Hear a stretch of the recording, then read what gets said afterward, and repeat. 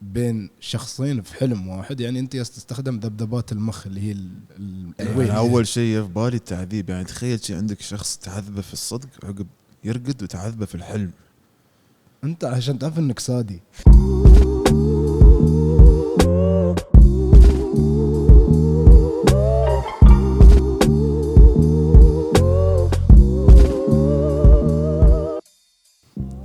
السلام عليكم ورحمة الله وبركاته.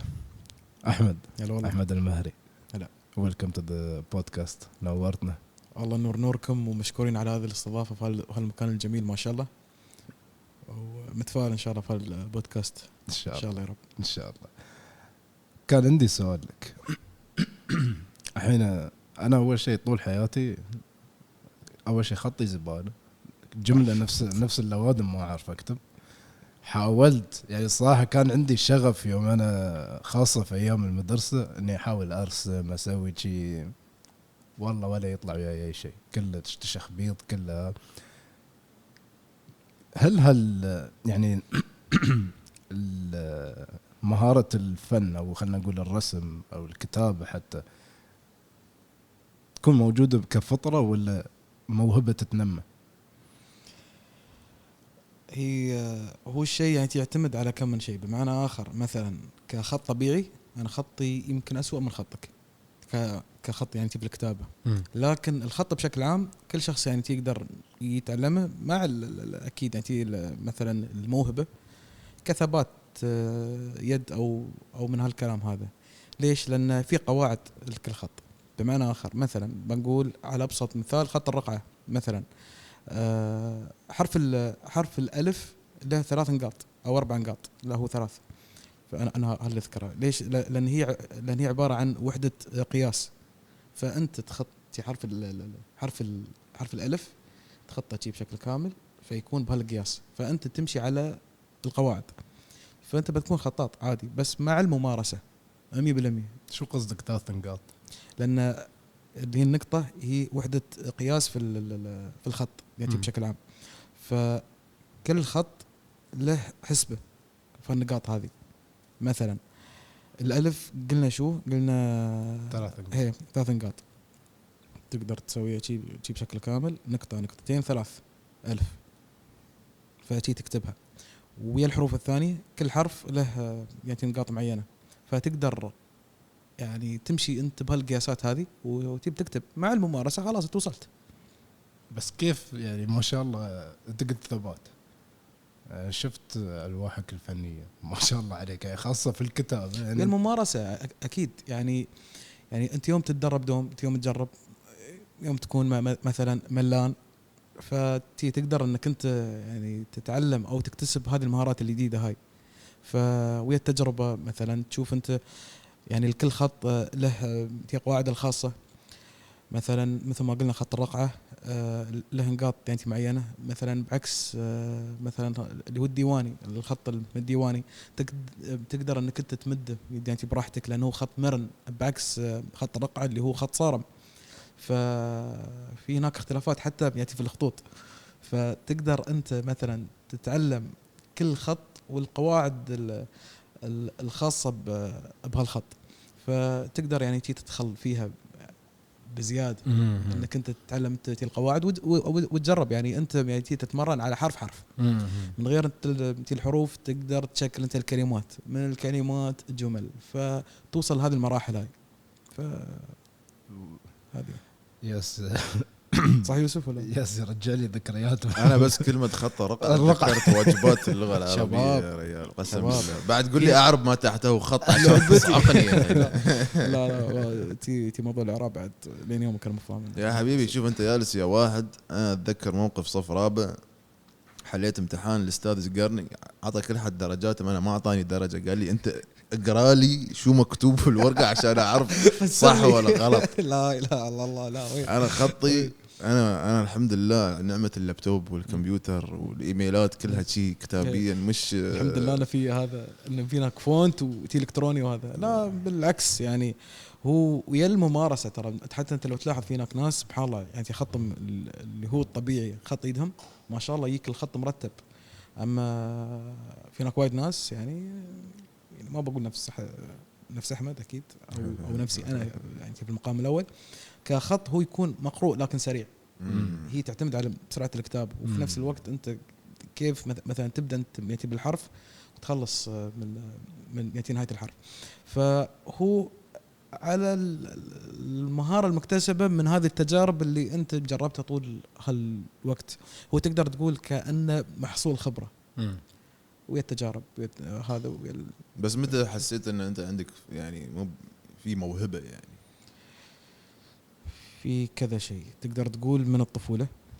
كنت مش من الطفوله يعني تقدر تقول 14 15 سنه كنت ارسم جرافيتي في الفريج.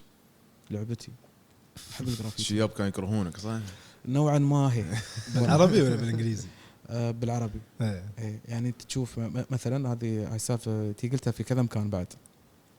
يوما ما طولي بعمرك انا كنت باتمان لكن الصبح مو بالليل. وخصوصا يعني من بين قبل اذان العصر على هالفتره هذه يعني تي ما قبل صلاه العصر. في هناك عاده يعني هي كانت منتشره في اغلب الفرجان يجونك يعني الصاريه يكتبوا لك مثلا يكتب لك وصلاوي غلب كله غلب كله كفايه خداع ولا من هالكلام هذا ولا ايه تحياتي لمن دمر حياتي. كلهم مجروحين. كاظم هي يا اخي كلهم مجروحين. يجيك هالشخص حبت ساره تمشي كانت اكيد حقها. فيجيك الشخص يفضفض انت فاهم كيف يعني يحس ان صديقه الوحيد اللي هو الادار يعني من الممكن هو الوحيد اللي يسمع كل شيء في خاطره. يعني صديقه الصدوق يكتب بعد يعني في هناك نفس العبارات النابيه اللي ما تنقال يعني فما بالك وهي تنكتب وانت طالع من البيت تقرا مثلا كلمه طوط يعني اي ايجابيه هذه. فانا ما اعرف يعني التمست هذا الشيء يعني من كنت صغير. كنت اخذ رش تجيب 5 دراهم هالرش اللي يخوز تعقب ثاني يوم بس يعني تي ضربة الشمس تختفى اللون. كنت اخذ هالرش وكنت بس ارسم اي شيء اكتب اي شيء احاول اني اتعلم يعني جرافيتي لان كنت اشوف الجرافيتي مثلا في المجلات وفي الافلام وفي هذه الامور وكنت استانس على هالشيء. فكنت كيف ارسم اكتب شو اكتب ايه اكتب رونالدينو لان كنت احب رونالدينو وايد احب الكره مدريدي مثلا يعني كيف تحب رونالدينيو وانت مدريدي سبحان الله الموهبه هي اللي اجبرتني فاهم كيف. فكنت يعني يأذن العصر يطلعون الشباب يشوفون منو العبد الفقير لله واقف شي مسوي. فكانوا يتحرون اني انا اللي هذا. لكن الحلو في الموضوع انهم يعرفون اخلاقياتي اصلا يعرفون منو هذا الانسان يعرفون هو شو. فصارت لي يعني وايد نقاشات من هالناحيه بس الحمد لله يعني الامور مشت. والله يرحم اللي توفوا والله يبارك ويطول في عمر من اللي تم منهم يعني ويبارك فينا ان شاء الله اجمعين. نحب السلام نحن. فبديت وايد دبلوماسي صح حسيتها بعد بديت اللي هو شو جرافيتي على الجدار الستريت ارت انت بشكل عام. بس بالعربي كيف يعني بس كتابات عاديه وين كنت تضيف الفن في الموضوع؟ لان في ناس كانوا يسمون اللي هو الجرافيتي اللي يكون دبل ليرد وكلام كبير وجريدينت على هذا. انا كنت نوعا ما كنت احاول اني اتعلم لدرجه ان في هناك بيت مهجور كان عندنا في الفريج. هالبيت معروف ان هالبيت بيت احمد بيتي انا هذا ما نعرف شو كان يستوي فيه ما نعرف مثلا من اللي كان يصير هناك بس انه هو لا مهجور. انا من اول ما انولدت وانا اشوف هذا البيت قدامي نوعا ما يعني كنت احب ان ادخل هناك واجرب وارسم سواء بالكانز ولا بالبرش. كنت اجرب وايد اشياء يعني وكنت احاول قد ما اقدر اني اتعلم هناك. فصار تقدر تقول يعني اللي هو النوت بوك مالك او السكتش بوك لكن على بيت تمام كيف. فكنت وايد اجرب هناك يعني حتى ان عندي صور 2018 سافرت وانا مسافر كانوا يصوروا لي يعني شباب الفريج. واحلى تحيه لشباب فريج الاعدام انتم صح استمروا. المهم هذا يعني فريجنا كان اسمه فريج الاعدام مبين تاثير الفريج اكيد. الانسان السهل ما بيطلع من فريج فاكيد طالع انت مفريد صح. المهم ف واحد يعني من الشباب كان يصور لي البيت وهم يهدمونه حرفيا، كأن يعني ذكرياتك المراحل العمرية اللي انت تي بنيت نفسك فيها هي تنهدم قدامك.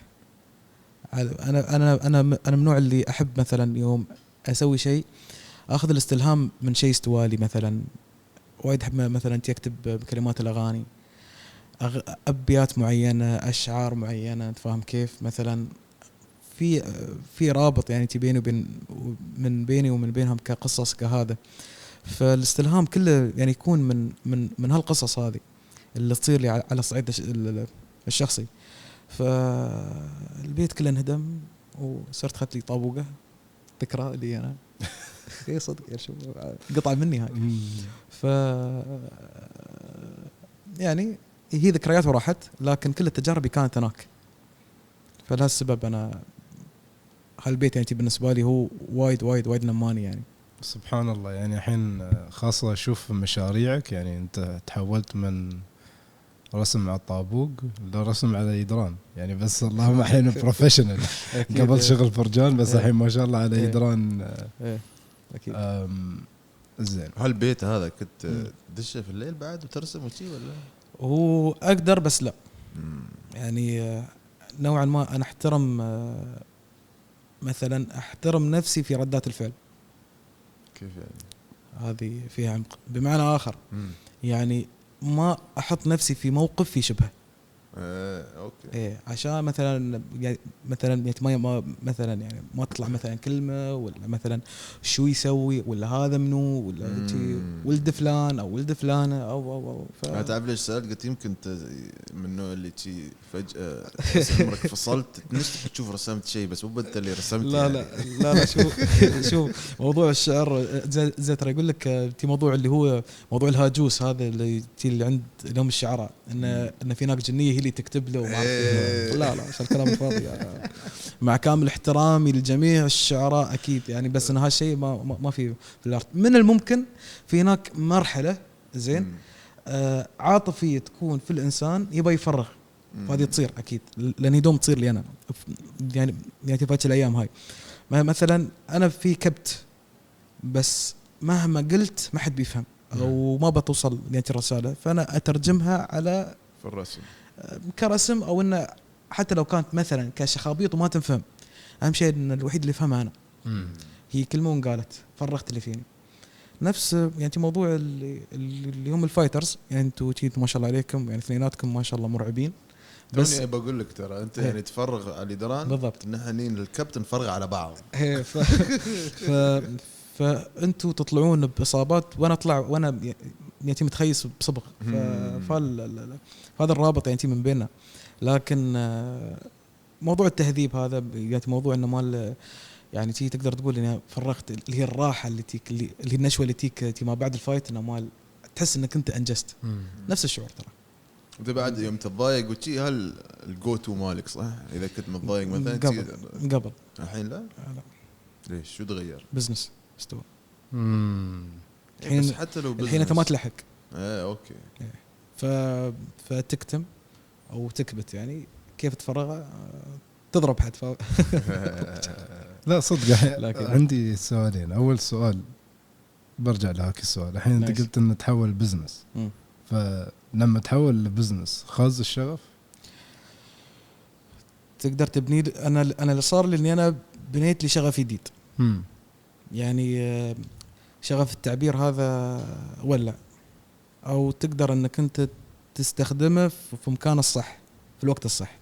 يعني هو موجود انك انت تعبر، انك انت توصل رسالة، شفت شيء، شفت يعني موقف تبغى ترجمه لشكل لو معين، تقدر تسوي هذا اكيد. مش انه راح، لكن بالطريقه الصح وفي المكان الصح وفي الوقت الصح يعني اكيد. لكن كبزنس فرق انك تتبدل الشغف اللي انت فيه. يعني صار شغفي انا كيف اخلص هذا البزنس في اقل وقت وبافضل جوده وبافضل كونسبت من الممكن اني انا اسويه. انا يمكن صرت معروف في موضوع ان كيف تستلهم من الشيء نفسه، او تاخذ من الفكره وتوصلها بطريقه ثانيه، او انت كيف تلعب بزوايا الفكره وتطلع انت ببرودكت حلو، او كيف تسوي ستوري من لا شيء. اللي هو يأتي موضوع الكونسبت نفسه. فأنا يمكن صار هذا شغفي في الوقت الحالي، بغض النظر عن سالفة إنك أنت تعبر. موضوع التعبير ترى كل واحد يقدر يعبر إيزي. أنت كإنسان تقدر تعبر أنت بأي شيء إن شاء الله.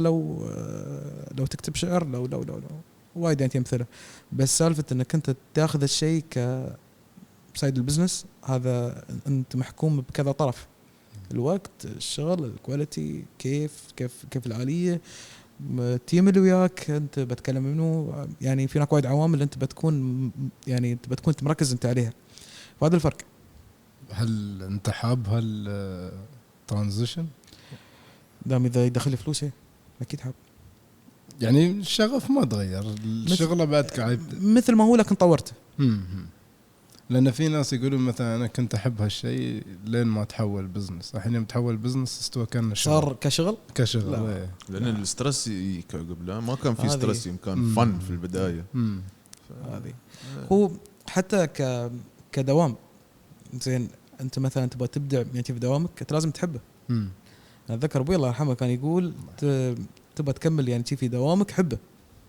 انت لازم تحب العمل اللي انت جالس تقوم به وفي نفس الوقت تخلص فيه. فسبحان الله يجيك هالشغف هذا اكيد، سواء في العمل ولا في اي شيء ثاني. انا نوعا ما تركيزي على كل شيء قليل الا على شغلي، فهذا اللي يفرق. وانت ما عندك دوام رسمي؟ لا عندي. عندك دوام رسمي، وهذا دوامك الثاني يعني تقدر تقول كسايد هاسل. هي وهالشيء يعني الدوام الرسمي يأثر عليك كعائق للسايد هاسل مثل ما قلنا؟ الدوام الرسمي أنا يمكن حابنه، مو بيمكن، هو أكيد حابنه، بس إنه يعني في هناك بوينت يعني بغيت أوصله ووصلت له الحمد لله. بس إنه يعني في الدوام الرسمي، لكن مع الدوام الرسمي مع التركيز ويا الدوام الرسمي بعد في تركيز ثاني عندي أنا اللي هو الكارير اللي أنا أباه أصلا. فإذا أنت بتسألني أنا شو أطمح من هالاثنين، استقرار وفي نفس الوقت متعة فن. يعني أبا أستانس في الشيئين، وفي نفس الوقت لو تميت فاضي أعرف بهدأ بنطفي، فما أبا أكون شيء، فأبا أكون في هذا وهذا، وفي نفس الوقت يعني لا أزيد ولا أزيد في هذا، اثنيناتهم يعني متوازنين. لكن موضوع الدوام يمكن أزيد أكثر لأن هي مسؤولية. فأنا مع المسؤولية، يمكن ما نتهاون في المسؤولية كثر ما أن يعني نستمتع فيها ونأدي فيها صح. أنا أشوف يعني صراحة بالنسبة لي الدوام الرسمي شوي ياخذ بزيادة من طاقتي إني أنا أقدر أركز على الأشياء الثانية اللي أبغى أنميها في حياتي، أو مثل ما قلنا السايد هاسل. يعني عندي البودكاست، عندي رياضتي، بعد ما ناخذ من وقتي 8 ساعات ونص، وبعد أنت السواقة ساير راجع، بعدين ترجع لازم تركز على هالأشياء. يعني عندي هدف نهائي يكون اني اركز على شيء واحد، وان شاء الله يكون مصدر دخل لي وانا اكون مستانس فيه، ما يكون عندي تركيز على شيئين. ابى اسوي هالشيء بصراحه، في ودي فيه، لكن بالطريقه اللي تريحني. يعني وايد امثله. الحلو في الموضوع ان مثلا يعني انت تشوف الامثله اللي حولك، وتشوف وتاخذ من خبرة الناس اللي هم جربوا، سواء مشاهير ولا لا، عرب أجانب أي شيء. هذا شو سوى، في شو ضحى، في هناك وايد عواقب لو أنت مثلا تهاونت في شيء بسيط. وإذا أنت بتركز أنت في المكانين أنت مش إنسان بصراحة. لأن ترى هاي أصعب خطوة واحد يأخذها، الجمب. في جمب لازم تأخذه في وقت ما، إذا خذيته إذا ما خذيته وايدين قبل يسون يندمون. إيه، لأن أنت ما بتكون بروحك. لو أنت بروحك أوكي، بس ما مثلا في هناك ناس وياك، في هناك عائلة وياك، في هناك هاي النقطة بعد. إيه، فأنت أوكي بتسوي اللي تيجي في بالك، بتسوي هذا، لكن بعد في نفس الوقت تبى تركز وتبى تأمن. اوكي كل واحد بيسوي اللي في باله، كل واحد يعني بيستانس، لكن هل هو بيعيش نفسه ولا لا؟ هي مجازفة 100% فيها أكيد. مجازفة، بس لو تفكر فيها فات تخطيط هذا. الناس اللي وايد نجحوا مم. ترى يجازفون وايد بعد عشان ينجحون هالنجاح شيء وايد الكبير. ريسكي، وايد ما في شيء بالساهل يعني. اكيد. هو ودنا بالسهل كان تبسط وايد اريح. بس يعني هالصاحب كان يتوه يتشكى يقول درب سواقه، هو بس يسوق ربع ساعة ترى ساير راد بالدوام، عشان نكون واضحين يعني 8 دقائق ساير 8 دقائق هو راد يمكن 13 دقيقة يعني. لا هل كلام صحيح؟ زاد الوقت الصراحة لأن دوامنا عند المدارس شو تقول عن ربينا؟ ها حالة ثانية. مسكين ساعة ونص يعني في الدرب. حالة ثانية. مع ان المسافة تقريبا ما ادري كم كيلو. زي نفس الشيء انا اخذ 9 ساعات دوام ومينيمم يوميا مينيمم 2.5 ساعة سواقة، ساير ساعة راد ساعة ونص يمكن 2 ساعات فهو ناسه يعني. أنا بالنسبة لي لو كنت في هالموقف وايد سهل إني أنش 5 دقائق متأخر وأقول خلاص طاف ما بداوم اليوم. أبيعها بشرف والله. أنا اللي راح مني إنه في شوية مرونة في عم بعد شوي مني منك ولا زين انت مرونه. اوكي انا يمكن في طبيعه عملي حتى لو كنت انا في البيت بعد يعني اقدر اداوم، لاني انا داوم في جهه اعلاميه. انا فايت الشارقه للاذاعه والتلفزيون، وبالتحديد في تطبيق مرايا. فعندنا بلاتفورم بنركز فيه وايد، وفي نفس الوقت انه لازم تنتبه حق وايد اشياء، لانه هو مختلف عن باقي الاقسام اللي في التلفزيون. انت لحالك لك آلية، لك طريقة، لك إدارة يعني منفصلة. ففي تحديات يعني تواجهنا أكيد. ومع ذلك نحن كتيم صغير نحن شايلين الدنيا شلة هناك ما شاء الله من هالناحية. فأحلى تحية لتيم الدوام، أنتوا صح. تداومون يوم الجمعة؟ لا ما داوم يوم الجمعة، لكن تصير أن في أوقات الضغط سواء الجمعة والسبت أو الأحد اللي يتطلب الشغل نسويه، لأن نوعا ما نحن ماخذين شيء كمسؤولية وفن أكثر من كونه دوام. لأن تحس أن كل شخص مرتبط هو صدقني والله التيم وورك يعني، وحتى التيم اللي وياك إذا هم إذا كانت البيئة تحفز بتسوي هالشيء بحب. وهذا اللي الحمد لله الله لا يغير علينا يا رب، لا يأتي للأفضل إن شاء الله. هذا اللي صاير عندنا الحمد لله يا رب. إن في تكاتف جميل بين تيم الكل، وكل واحد يشيل الثاني. هذا الشيء أنت ما تشوفه يعني في أغلب الأماكن. الله وفقنا الحمد لله. هاي نقطة وايد مهمة، لأن الإدارة صح. للأسف معظم الدوامات الناس عندها تنافس، اللي جالس يحفر للشخص اللي نحن ضدهم هم ضدنا، هاي اللي جالسين يخربون علينا. فيوم تصير هالأمور الصراحة يعني أنا حاليا جالس أمر بظروف نفس هذه، إن اللي هي السياسة في الدوام. وايد أمور سياسية تصير في الدوام، وأنا مثل ما تقدر تقول جندي في هالسياسة. فأصير كل يوم نش من الركاد أقول والله مالي نفس حتى أروح يعني نشت لبس الريج الحين ولا شو السالفة يا أخي. لازم أصير أمشي أجندة فلان وضد فلان، وهذا يبغى يخرب على هالشيء وهذا يعني يبرر وهذا يتكلم وهذا. لأن أنا وجهة نظري خلاص أنا بدخل الدوام عندي هالعدد ساعات، عندي هالمسؤوليات، أنا أبغى أخلص مسؤولياتي وأروح أنسى الدوام خلاص. ما أبغى أخذ الدوام وياي البيت. بس معظم الناس اللي في الدوامات أول شيء عندك فئة كبيرة منهم تاركين أهلهم، يعني أنا داوم في مؤسسة كبيرة، فمعظمهم تاركين أهلهم جايين هني رواحهم، فحياتهم كلها الدوام، ربعهم كلهم في الدوام. فسواء كانوا في الدوام ولا خارج الدوام هم عايشين حياة الدوام، تعرف هم الدوام عليك نور. فبالنسبة لهم أكبر من إنه مدخل مال، لا بالنسبة لهم أسلوب حياة. عليك نور. بس نحن ما ينعكس علينا هالشيء. وأنا دائما أنصح المواطنين أقولهم لا تجلسون يعني لا تغركم أجنداتهم هم، لأن هايلة ما عندهم شيء برا الدوام. أنتم عندكم عائلتكم، عندكم أهلكم، ربعكم، حياتكم كلها هني، عندكم أشياء تلاحقونها. خلوا ألعابهم لهم انتم ركزوا على اعماركم، نموا من نفسكم وخلاص، تطلعون من الدوام في النهايه ما تاخذون الدوام وياكم البيت. 100%. وهذا الشيء من الاخطاء اللي صارت لي انا قبل، اني كنت مثلا انا اوكي انا مجبور نوعا ما اني انا مثلا اشتغل في الويكند او هذا، لكن موضوع تاجيل او انك انت تسلم شغلك بعد الدوام وفي البيت ما بيكون لك وقت راحه.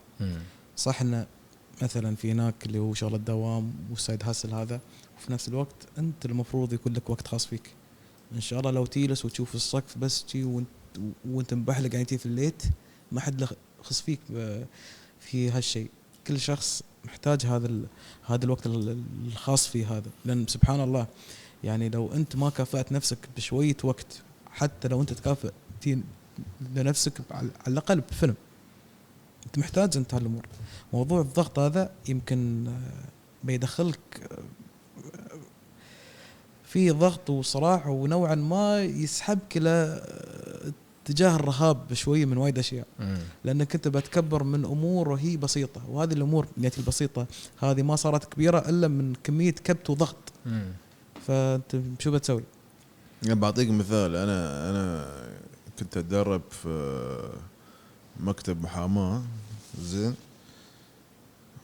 اسبوع شي في التمرين في التدريب يعني اللي كنت اتدرب في المكتب، شي سووا لنا اجتماع قالوا لنا ان في هالمكتب هذا فرع يعني في دوله ثانيه، واحده من التوب المحاميات التوب خلينا نقول انتحرت. كانت تشتغل صدق ايه مش تعبير مجاز اطلاقا. صدق واحده كانت تشتغل على مشروع وايد كبير، زين، بس يقول لك يوم تشيكوا الريكوردز كانت تشتغل تقريبا 21 ساعه 20 ساعه في اليوم شغاله.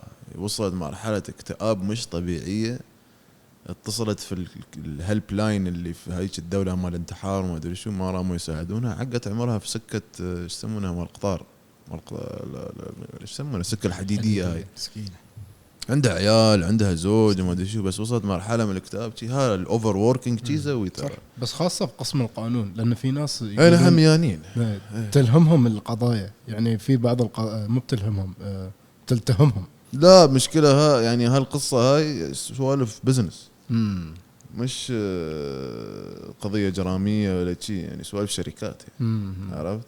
بس كميه الشغل والاسترس، لان هاي البيئه الوايد فيها تنافس. عرفت؟ انا اول ما تخرجت قانون انا كان عندي الخيار اني اصير محامي في مكتب محاماه، انا رفضت يعني هالفكره هاي لهالشيء هذا، انا اعرف البيئه كيف وسخه. فانت دخلت في موضوع الشؤون القانونيين والمحامين الاعزاء الناس زملائي الحين اخذت وايد لا بس بيئه تعبانه صدق يعني، يحفرون البعض ومنافسه تكون شوي وسخه. وعشان توصل يعني ما في شيء اسمه، انا يعني مثلا انا دوامي خلينا نقول من 9 لين 5 لين 6، ما في شيء اسمه بداوم من 9 لين 6 وخلاص. لأن غيرك اللي وياك في التيم يشتغلون زيادة، يشتغلون يعني 10 11 12 وهم بيترقون انت بالتم. عرفت؟ الاوتبوت مالهم اكثر منك انت، فيستوي هذا سباق الفيران هذا والله. فانا يعرفون يعني في اللي هو الثغرات والدنيا وايد تتعامل تقرا وايد يعني قوانين، تصيد انت من بين السطور وتشوف يعني احس انه يعني انت وتركيزك والمدى اللي عندك انه كيف بلف السالفه على هذا عشان يطلع بهذا 100% وايد. انا خلص 6 يعرفون انا ميت 6 دقيقه، انا ميت، انا بلعتني الارض، انا انتحرت، انا شردت، انا اختفيت، ما حيكلمني، ما حيطرش لي شيء، ما حيتوقع مني ولا شيء. والله. على هالموضوع شو يعني قياسات النجاح عندكم في الفن؟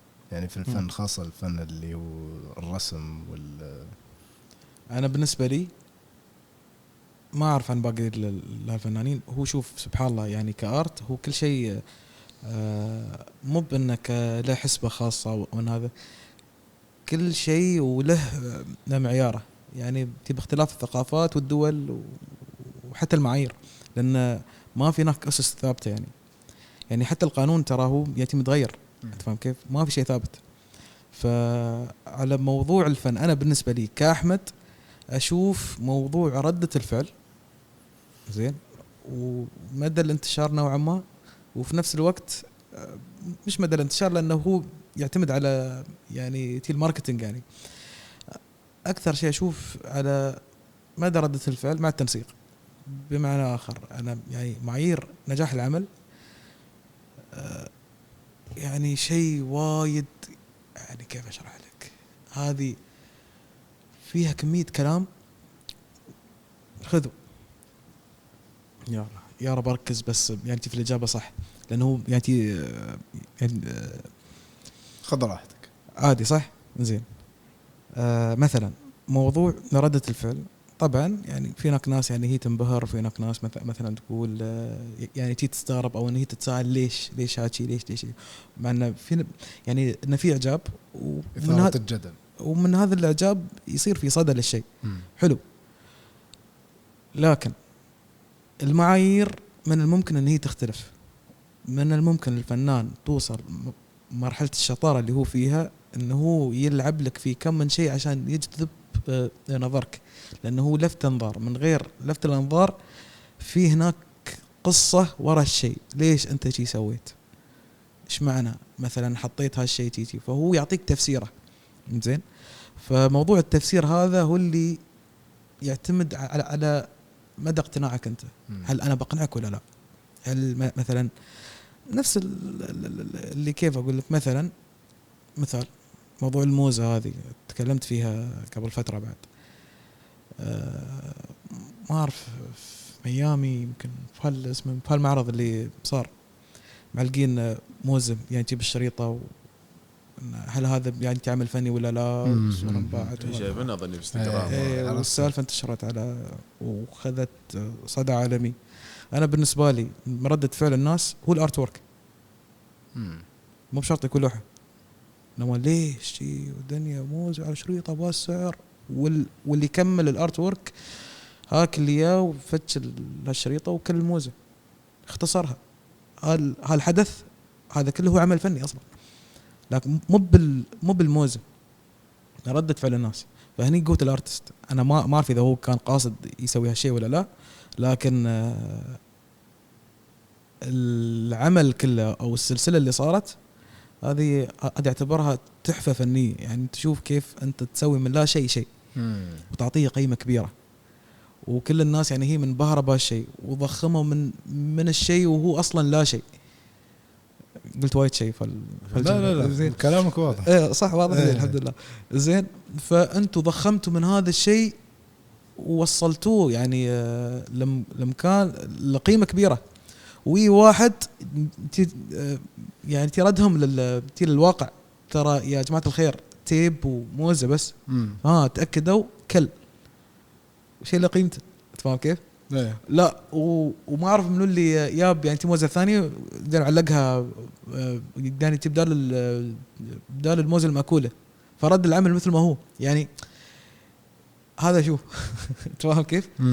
فضحكتي اللي صارت توه هي نتيجة العمل الفني اللي صار هذا. فهذا من التبعات اللي صارت وحالات الاستغراب والذهول اللي صارت من وراء هالشيء هو الارت وورك. فمو بشرط أن يكون شيء. بشكل عام أنت من معجبين الفن؟ أكيد. جميع أنواعه؟ أتذوق كل شيء تقريبا. من بين الفنون كلها شو أكثر فن يجذبك؟ هل هو الرسم؟ والله أنا كشخص متذوق في المقام الأول تقريبا أغلب الفنون والثقافات هي تلهمني. أنا من النوع اللي تعيد أنت يوم قلت قبل شوية أن القضايا هي تلهمك، بس أنت عدلتها قلت أن هي تلتهمك. أنا القضايا تلهمني، أنا السوالف هي تلهمني. أنا يعني في موضوعي بشكل عام أي سالفة أستمتع فيها، فما بالك بالفنون. أي شيء في هناك مفهوم وايد جميل أنك أنت تستمتع بكل شيء. ف يعني حتى مثلا في موضوع الفنون تستغرب من وايد ثقافات، من وايد قبائل، من وايد شعوب، من وايد هذا. يعني حتى مثلا الموسيقى في كاتيجوري للتاريخ. من غير هالشيء عندك يعني من رسم جميع أنواع مختلف يعني في تفاصيل بالقصص اللي يا ريال يعني على مدى التاريخ هذا كله، يعني قبل يعني 4000 سنه او 5000 سنه الحضاره الفرعونيه بس لحالها قصه هذه، ان كيف فسروا وما ادري شو القصص التاريخيه وال حكايات ألف ليلة وليلة. هالأشياء كلها تمثل نوع من أنواع الفن. فلو أنت ما استشعرت في كل شيء تقريبا، أو أنت التمست أو أنت تذوقت كل شيء، فالشيء يعني ما بيفيدك كأرتست. أنت لازم تأخذ من كل شيء بعد قلت شيء وايد. من هالناحية هذه أنت لازم تكون مستلهم من كل شيء تقريبا، أو أنت متذوق كل شيء منفتح 100%. لا صح كلام. لباقي الفنون ما لكل شيء صراحة. أنا بالنسبة لي اللي ما جرب ما يعرف أكيد ما يعرف نقطة، يعني إنه ما لازم الواحد يعرف شو فيه في الدنيا. أكيد. شو الصح شو الغلط وشو اللي حركة الحركة الفضول بالضبط. بس بعد الفضول ذبح قطوة وذابح أنا كنت بعد عارف اللي فيه في القطوة شو استوى فيها لعبت بالكهرباء. أعوذ بالله. كان عندي سؤال يتليه بعدني ما حصلت جواب. بين الفنون شو أكثر فن يجذبك؟ نوعا ما أحب الفنون اللي هو أي فن يجي بشكل عام، لا رسالة صح ولا لا قصة. أي فن يشيل قصة كبيرة، مثلا كالفنون الشعبية. أحب يعني اللي هي الندبة المخصصة للشحوح. ما شاء الله عليهم. شو اللي جذبت فيها؟ الطقوس كلها من البداية، سواء فرح حرب، فهذا عندهم هذه الطقوس ان في هناك عندنا شيء في تلتمس نوع من انواع الفن. عندك انت لو ندخل اللي هو السايد الميوزك او الفلكلور الشعبي، عندك الدحة المخصصة لقبيلة العنز، يقول لك ان هي ممتدة من حرب ذي قار، ففيها جمال كلهم صوت واحد، لاين طويل. عندي كولكشن في انستغرام بيعيبك. اظني فهمت. تستشعر طاقة من لا ما بيعيبك. ما بيعيبك. لا اللي تتحبه وكل حد يداري. لا يوسف لا ما كنت اقصد هالشيء. في نكتة بيني وبينه بس بنرجع للموضوع. والله تبيك بلاوي بصراحة.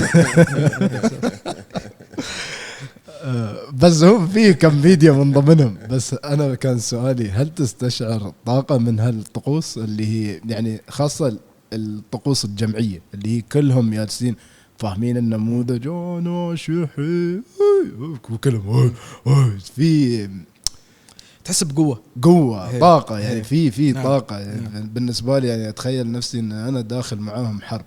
إذا هايله وراي تحس انت فايز والله لو شو ما تسوون ما تعقوني والله. فتحس انت بهالفايب العالي هذا. بس من غير الاغاني او الرقصات او الاشياء التراثيه الشعبيه، احب مثلا الزخارف. مثلا عندك انت الزخارف الموجوده في الحضاره الفارسيه، مجانين يا رجل. ما في اختراعات، ما في آلات، ما في شيء، لكن كل شيء يجيك بالملي سيمتريكال 1000. عينك ترتاح وانت تشوف. من غير هالشيء عندك انت الغرفة اللي مسوينها، اتوقع ما اذكر وين بالضبط، كانت كلها جامات ودنيا تجي على كم من مناظر صغيرة تكون مشكلين غرفة كريستالية كاملة. يعني انت تقول العنصر اللي يلفت اللي يجمع من بين كل الفنون ردة الفعل. أنا يمكن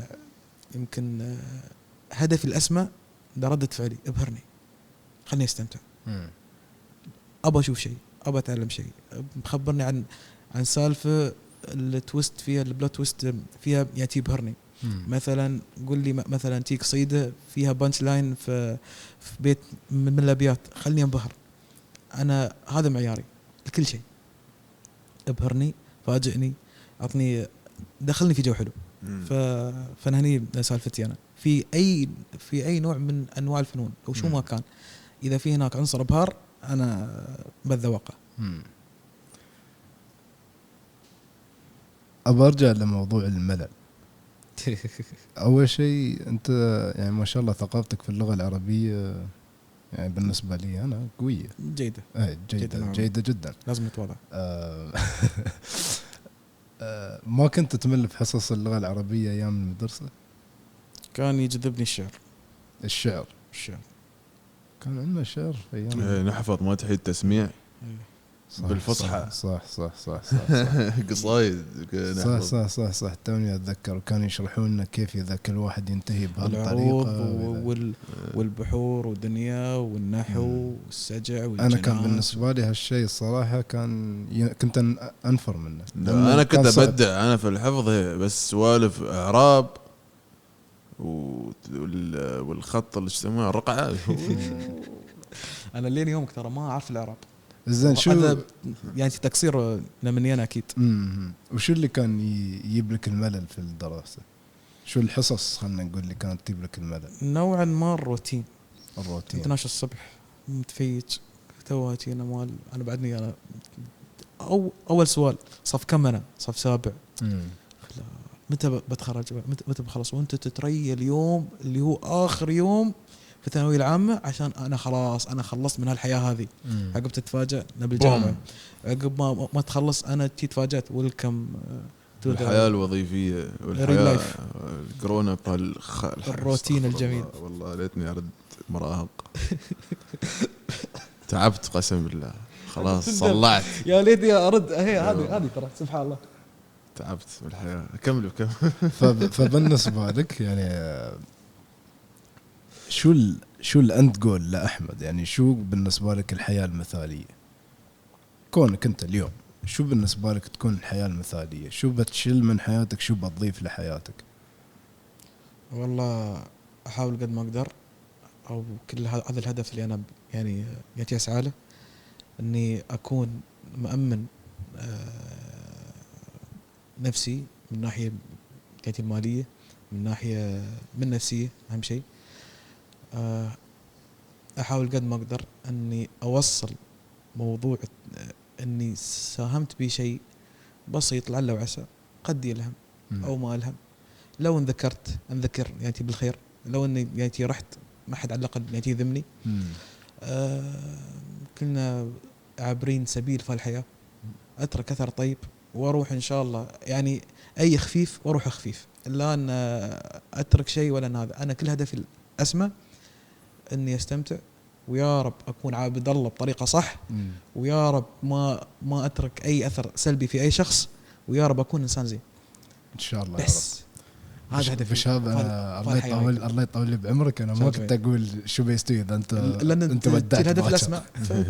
هذا اسمى شيء عندي. بالنسبه لك انه بس تكون بيسفل في دربك، تكون يعني تكون عندك مثل ما تقول حريه الوقت. نعم، ما هي حريه الوقت، وفي نفس الوقت اني انا اكون مثلا اني اترك الاثر الطيب بس. افتح هذا القصد. شبك حسابه هني في الشاشه. هذا في استجواب. النبره هذه فيها نبره. بسألك عن انا منو بعد. لا كنت بسألك انت شو اكثر عمل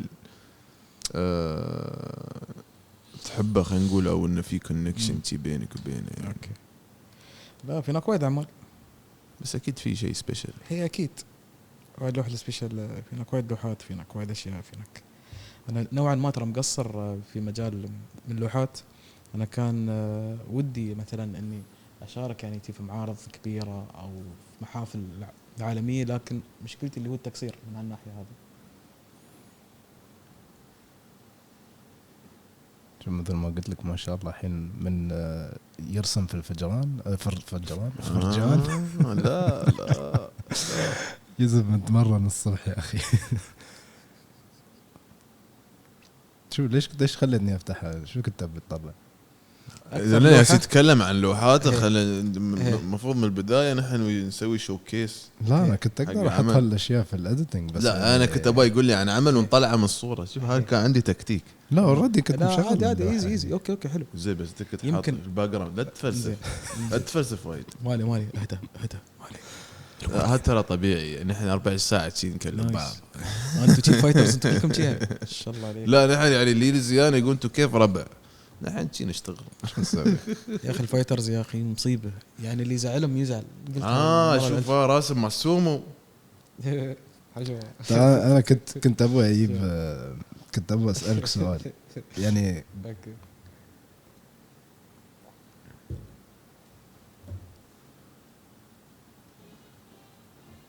لا بيسوون لنا ديمونتايز. خلت شي ميوتد احسن. بس كنت بسالك بشاب الحين وين ميكسينج يوم تجمع بين ثقافتين يعني عندك صورة عبادي الجوهر ويا بويز ان ذا هود. هاي وراها قصة. جبتها الجرح. قل لي عن هدية لما اطلعها. قل لي عن سالفتي ويا مثلا هالتصميم اللي مال عبادي الجوهر. نعم. اول شيء بوسارة فنان احب اسمع له من اكثر الفنانين الراقين يعني بالنسبه لي وانسان ملهم وجميل وفن يدرس يعني يكفي ان يعني كيف اقول لك يعني ماستر اكيد. فحبا فيه والله حبا فيه جيت تضحك على ويل سميث ولا دي جي خالد؟ دي جي خالد انزل تحت لايق عليه. تحت بعد هني المصايب كلها. نزل تحت بعد خذ لك بيجي سمولز. خذ الجديد انت تحت بعد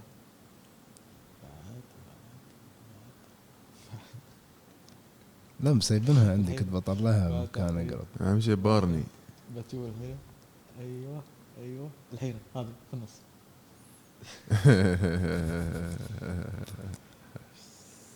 قل لي قصة اللوحة. كإنسان معجب في عباد الجوهر. يعني عباد الجوهر من القامات اللي أنا أعشق. يعني يوم قلت لك يوم كنا يعني في نقاش على موضوع القوى الناعمة.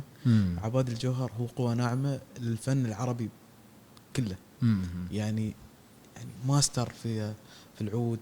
إنسان جميل. أغانيه جدا جميلة. إنسان يعني قدرته الصوتية تحس أنها مو هي الأفضل لكن هو أفضل شخص ممكن يتحكم فيها. تفهم كيف؟ من الخامات الصعبة. هو كفنان. الفنان الصح يوم يعرف كيف يتعامل ويا قدراته. يعني مثلا أنت لو قدرتك 5% هو يتعامل 100% في 5% هذه. هذا ماستر. عباد الجوهر فوق هذا الليفل حتى. فمن شدة حبي فيه نوعا ما الكلام في 2015 يعني تقريبا كم كان عمري يعني نحسبها قبل 10 سنوات 25 20 انت كتبت علينا. لحظه شباب ترى الحسابات عندي انا. انت مواليد 89؟ لا انا مواليد 94. اكيد هي اكيد. اوكي يعني كان عمرك 20. يعني انا بصراحه اشوف مو يعني الرياضيات عندكم تعبانه لدرجه ما تبنقص 10 يعني. والله يا اخوان يعني ودي افسرها بس اللي يكذب يتوهق شيء. والله يا ريت اكذب بس يعني تبي نقول بس لا والله نأتي الحسابات شويه نأتي مثلا صار وياك زين. انتوا احسن ناس. شوف نحن شوي نتنمر احيانا فتحمل بعد انا متنمرت لا يغرك. فايزي حبيب قلبي. زين تسأله سؤال صح؟ ايه زين. فهو من الفنانين اللي انا وايد احبهم. فانا من النوع اللي احب ادمج الثقافات. تخيلت يعني عباد الجوهر اللي غنى لك حبر وورق ويا اندبلي شو بيستوي كتخيل قبل الاي اي قبل تتخيل عباد الجوهر وبروديوسر ماله دكتور دري. تخيل انت مستوعب يعني تخيل قالوا ترى بس على ما يعني ليركس اذا انت ركزت تعرف انه ميود عود صح؟ وي والله كنت بخلنا يعني ميود عود لانه هو متمسك بثقافته مهما صار. فانت تخيلت المكس الثقافي يعني قبل الذكاء الاصطناعي قبل الاي اي قبل هذا كله انا كنت ابى اشوف شو بيسوي بس زين. ويوم كنت يوم سويت هالصوره اتوقع كنت مسوينها حتى في الكلاس وانا كنت جالس اسويها كنت اتخيل كيف لو صارت اتخيل نيتي الريمكس لو صار صدق اضحك. فيلا ما شيء ما يعني تي عقب ما سويت له بوست تقريبا 3 أو 4 أيام اشوفها ضربة ترند في تويتر. يعني الناس تنشر هذا وقاصين توقيعي عادي ما عندي مشكلة. اهم شيء ان عبادي ما يزعل. اهم شيء ما كان قصدي ان هذا الشيء يعني يستوي. انا من هذا المنبر اعتذر للقامة الفنية الكبيرة الاستاذ عبادي الجوهر. ما كنت متوقع ان سويت هالشيء من باب حب ومحبة وتقديرا لفنك الكبير. لكن سبحان الله الشيء خارج عن ارادتي. ما توقعت ان الشيء يوصل لهذا المدى البعيد. لان لين يومك ادخل واشوف في هناك يعني تويتات جديده زين يكتبوا لك عبادي بلا استهبال. ما اعرف اذا افرح او اتضايق. اوكي هو حلو انه شيء يعني من شغلك يعني ينتشر لهذه الدرجه. لكن في نفس الوقت انت جالس تذم واحد يعني تفهم كيف انت جالس تذم. لا ما يذم نوعا ما فيها ان في من تقليل احترامه. وهذا انا يعني واحد نفس عباد الجوهر هذا يا اساطير حطيته ويا اساطير انت وحطيته ويا شله تشيف اكيد. بس نوع الفنون هذا من الممكن ان هذا. بس الحلو في الموضوع انه شو ان مثل ما قلت ان كلهم يعني فنانين. فالمكس الثقافي اكيد المكس الثقافي ناري. فاكيد يعني انا اعتز بالتصميم لكن ما كنت اقصد في الاساءه اطلاقا يعني. اكيد الفن جميل بصراحه. تخيل انت العود يعني باي دكتور دري يعني واهم شيء منه ايزي اي تحت. ايه يا اخي على اليسار يشبه شكيل ونيل والله ولا انا اتخيل جي يونغ شكيل نولي. هذا شو اسمه بالار شيء اسمه ولا لا ما ادري. زين على هالموضوع انا عندي سؤال. انا شفتك قبل العيد حاط الصوره هاي اللي انتشرت اللي كلهم يسوون بشات جي بي تي. انا ما اعرف شو لاني انا ما دشيت في الترند بس انه يسوون هذا شو اسم الاي اي اللي هو مال تشات جي بي تي اللي هو ان تسوي يعني جنريت حق الصوره وتطلع فيها لا انا سويت قبلي استوديو. اوكي زين الحين على هالموضوع اول شيء تشوف في خطوره للاي اي انه يبدل الفنانين بجميع انواعهم. انا ما بتكلم بس عن الفن الرسمي لان الفن الرسمي يواجه خطوره كبيره. نتكلم عن الاي اي ككونسبت عام. زين الاي اي هذا لو انت واجهته فانت لا محاله خسران.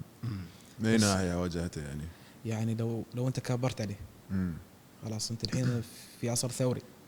يعني قبل الاختراع قبل اللي هو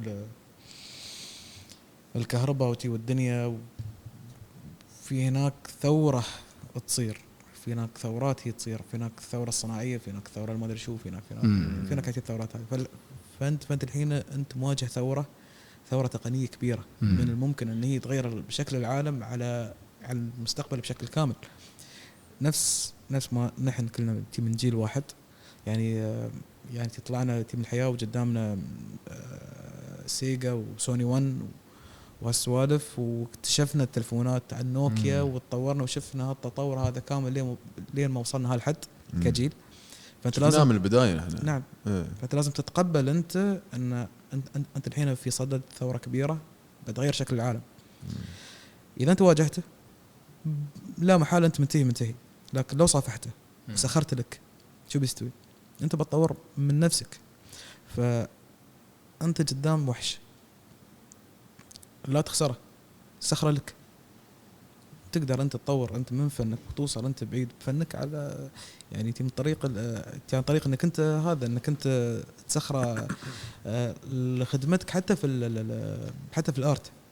في ناس يكابرونهم اللي يستخدمونه حق خدمتهم حتى، عرفت لي يعني لا شو استخدم يعني شو استخدم شات جي بي تي. بس بالعكس انت الحين في الزمن مثل ما قلت اساسا انت يعني بتكون متاخر في السباق على قولتهم. بالضبط. كل حد يستخدم لو انت ما واكبت انت خلاص انت بتختفي. بس انا عشان تقول انه هو وحش واحس انه هو وحش بيلتهمنا في نهايه المطاف يعني كمسلمين. انا احس هو الاي اي بيتطور لدرجه انه بنوصل مرحله هو اللي بيردنا للعصور السيوف والرماح وهذا ليش يعني وضح. شفت اي روبوت، شفت هالافلام هاي كلها. قبل ما كمل ابغى توضيح اكثر على هالموضوع. بس كان عندي جزء ثاني للسؤال. الحين تكلمنا عن ان سرقوا الصوره وقاموا يسووا لها ريبوستات وقصوا توقيعك من الصوره. كفنان كيف تضمن اللي هو الكوبي رايت؟ شو الكوبي رايت بالعربي؟ الحقوق الملكيه الفكريه. ايوه زين. كيف تضمنها الكترونيا؟ يعني كيف تضمن لا هذا الشيء مالي؟ ومفروض هم حاولوا ويا الان اف تي سوالف الان اف تي بس فعليا ما بسرعه لانه كان فيها نصب واحتيال. الناس كانت داخل تدخل فلوس سريع. بس انت كفنان كيف تضمن ان ما حد بيسرق تعبي شغلي؟ قبل الاي اي كانت هناك يعني بصمتك انت الدي ان اي الفني الخاص فيك. ان اي حد يشوف هذا العمل يعرف ان هذا للفنان الفلاني او شيء. هذا شيء يصير. ابسط مثال فان جوغ كان بالطريقه هذه. يعني كل حد بانكسي الاسطوره اكيد. يعني بانكسي بالستنسل ارت ماله يعني نفس الموضوع. عندك شيبارت فيري نفس الموضوع. ان كل حد يعني يشوف ان هذا الستايل اوكي هو هذا. فكل حد يعرف هذا منو من اول ما يشوف يعني الارت وورك. هذا يعني يعتمد على مدى الانتشار وانك انت وصلت لاعلى شريحه من الناس وعلى مدى الشهره. يعني من الممكن انك انت توصل بعيد. بس في الوقت الحالي اوكي مثلا حتى لو لوحه من لوحاتك يعني تنسرقت وشي وهذا قبل بتقدر انك انت تشوف لك اي مخرج قانوني بحكم انك انت انسان قانوني. فانت بتطلع شيء وبتتمسك فيه وبتكون لك حجه. لازم تتملك الشيء الحين. اكيد تتملكه اكيد 100%. لانك انت مراعي كل الثغرات القانونيه سادنها. تدفع الرسوم ايوه وتسوي وتخلص امورك كلها. نوعا ما انت بتكون في السيف سايد. وفي نفس الوقت بعد يعني علاقتك ويا الناس كيف تكون. مثلا مبدا مش مبدا ثقه وبس لا انك في هناك يعني علاقات يعني وايد طيبه تكون بينك من بين الجهات والمسؤولين. انك كل حد يعني تلقى الدعم. اكيد ما في حد يعني تلقى الدعم او الحب بنسبه 100% من كل الناس. يعني عندك انت ما في هناك شخص مؤيد من قبل جميع الناس. يعني اكيد الاهل بس حتى مو بكل الام يعني هي تقول يور بيجست فان تكون هالمثال. في هناك ناس العكس بعد. لكن الحمد لله يعني انا لقيت الدعم يعني من اهلي الحمد لله. يعني كلهم انا اصلا متاثر فيهم. لكن من هالناحيه انت بتراعي بنفسك. لكن ما بعد الاي اي اختلفت الاوضاع. يعني قبل الاستديو يعني ابسط مثال في هناك ما اعرف الكوبي رايت مش انمحى اختفى يا رجل. والله يعني بس نوعا ما يأثر ترى على يعني كيف أقول لك صار كماركتينج للاستديو نفسه. لكن قبل الاستديو ما يحتاج ماركتينج. يعني كيف انه هو قبل الاستديو. اتوقع انه هو ملك الديزني حاليا بعد من الممكن والله مش متأكد. اذا انت بتتكاتف معه كيف بيكون شكل التكاتف هذا؟ نمحي هذا البارت لان بنفتح عيون الناس ان اي حد يقدر يسرق اي شغله. فبدال الراوي الناس انهم يقدرون يسرقون لا الحين. لا لا ما اقصد انك نمسح هذا. تتكاتف هي اوكي تقصد السيجمنت اللي طاف. لا لا لا هالحوار ليش؟ لان لو طلع مم. اي حد يعني يقدر ياخذ ستايل اي شخص ويسوي فيه اللي في باله. مم. فبدال لا نفتح يعني عيون الناس على هالشيء، ترى صدق انت مالك اي وجه قانوني، مو مم. قانون ما يحميك. مم. خلاص انت تقدر يعني تجي تنسرق الحين. يعني شوف اللي حاصل حاليا. مم. اللي حاصل دقيقة قبل ما تكمل عشان افهم انا انت شو بتبدا تتكلم. يعني انت الحين تبغى تتكلم كيف الواحد يقدر يسرق يوزنج اي اي، كيف يحمي نفسه. ما تقدر تحمي نفسك خلاص. زين. قبل ما تبدا تقول لنا كيف، زين. لان انا مهتم ابغى اعرف كيف. انا لا، سؤالي بقول لك كان اذا انت تبغى تستفيد من الاي اي، هي اوكي اذا تبغى هذا- تستفيد. هذا بس بدال الحين طبعاً. قول قول لي اول شيء كيف اللي هو التبرير. عرفنا كيف الاي اي يقدر يخرب على الفنانين. بس الحين انت قلت اذا نحن واجهنا هالثوره بنخسر.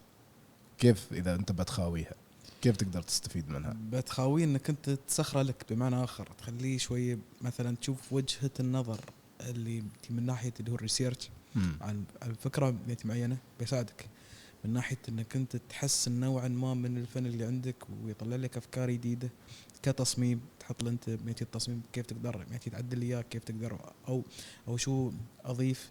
يعني هو بيكون عنصر مفيد ومساعد جدا جدا لاي عمل فني.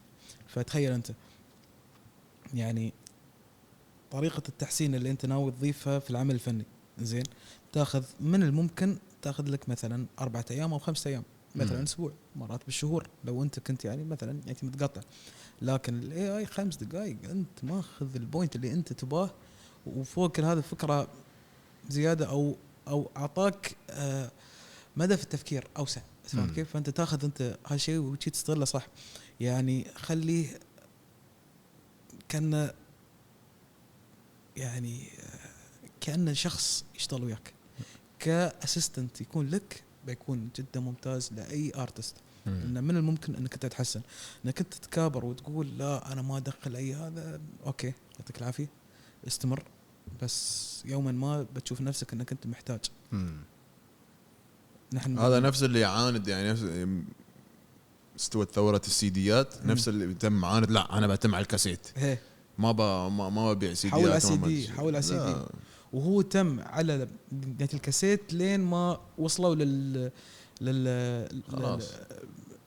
للستريمينج والدنيا وهذا كله. فالحين زين في هناك في يعني في سبوتيفاي وانت على الكاسيت.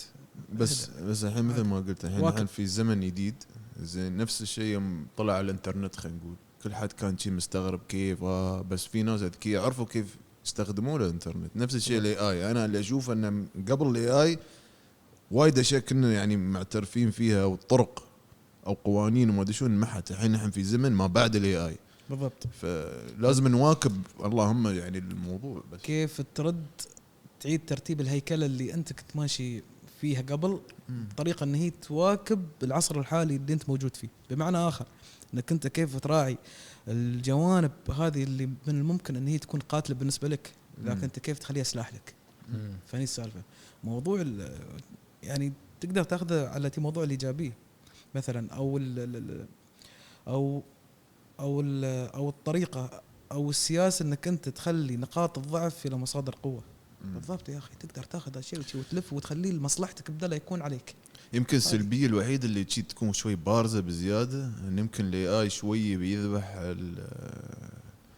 انك تميز من بين الشخص اللي فعلا مبتكر، عرفت هل يونيك يعني، ومن بين انك هاو تو ديستنجويش ذم، يعني عرفت. لان قبل شيء يطلع لك واحد شيء نادر اوكي يبين عليه من شغله، بس الحين كل حد تقريبا يسوي نفس الشيء. هو صار نقاش بيني ومن بين مسؤول كبير وايد على موضوع الاي اي. هو كان مهتم في هذا الموضوع، وكنا في هذا النقاش قلت له موضوع الاي اي حاله من حال يوم اكتشاف السلاح، اكتشاف اللي هو الفرد. الحين الضعيف والقوي تساووا ار الحين. ايكول. كل واحد يقدر يجتل الثاني، سواء مهما كان الباي عندك ناقع فوق او انت كنت يعني ضعيف وما لك اي قدره، دام في يدك سلاح تقدر انك انت يعني تستغله. فموضوع الاي اي قوى الكل، يعني اللي ما كان له شخصيه فنيه الحين بتكون له شخصيه فنيه، اللي ما كان له مثلا بعد نظر من اي ناحيه، مش بعد نظر وبس، مدى. فانت تقدر تستغل هالشيء لمصلحتك انت وتكون شيء، وانت نوعا ما شخصيتك الفنيه تكون ضعيفه، فانت تعززها من هالناحيه. فهو حاله من حال السلاح، بس بدال لا انت يكون عندك مثلا سلاح ابيض، من شو التشبيه هذا والله ما اعرف، انت يكون عندك دبابه ولا شيء، فانت وطريقتك في التسخير، انت وطريقتك في تسخيرك للاي اي والذكاء الاصطناعي، انت واستراتيجيتك تعلم واكب 24 ساعه، شوف الجديد، لان الشيء الحلو فيه انه يتطور على يوم بيوم. فانت لازم تكون مراجع، لازم تفهم وتشوف انت مثلا المواقع الاخباريه، تشوف انت المنصات المختصه بهالامور. الحين قبل كنا معتمدين على موضوع الاخبار على نشرة التاسعة والدنيا، اليوم نقدم لكم اخبار جديده وما شو حدث في مثل هذا اليوم. هذا اكثر شيء يخوفني، يعني خلي الفن حسابات. عصب. الحين كاي انا شو عرفني اللي اشوفه هالفيديو اللي في سي ان ان صدقي هذا، فهمت علي؟ ان الحين وايد سهل انك تخترع وتالف فيديوهات وتقص على الشعب وعلى العالم. يعني الحين انت والمصداقيه اللي فيها، شوف مصادر الاخبار تعددت، ما نختلف، لكن في نفس الوقت انت بتعتمد على شو موضوع الثقه وين، في وايد ثقه، الجهه اللي تتعامل، مصدر الخبر هذا من اي جهه. فموضوع المصداقيه، وسبحان الله مهما تطور الشيء الا ان موضوع الثقه لا يزال ثابت. انت كيف تثق في الشخص اللي قدامك؟ يعني منو اللي يقول لك هالخبر هذا؟ وفوق كل هذا انت تتلقى الخبر ما تؤمن فيه. تشوف يمين يسار، تشوف يعني الجوانب، هل هالشيء منطقي ولا لا. نفس سالفه يعني بلبن تي قبل كم يوم، مو بدعايه ترى، مسكين صكوا له 110 فرع يمكن تي في مصر بس، كل مكان فجاه تي كلهم تسمم. لا، يمكن بفعل فاعل، يمكن في هناك شيء، يمكن هذا. في هناك يعني كيف اشرح لك اياها، هي بروباغندا صايره زين، بس انتو ونظرتك وتحليلك للموقف اللي انت فيه، هذا التحليل هذا كله ترى يصير في الفن يعني نفسه. كيف هل طور، هل سوى، هل ففي هناك وايد يعني اشياء تقدر انت تلتمس فيها الشيء. أنا بالنسبة لي يعني أشوف مع تقدم الذكاء الاصطناعي بالعكس شغلة الإنسان قامت تصعب، خاصة إذا هو مهتم بالمصدر الأساسي إذا كان حقيقة ولا إشاعة.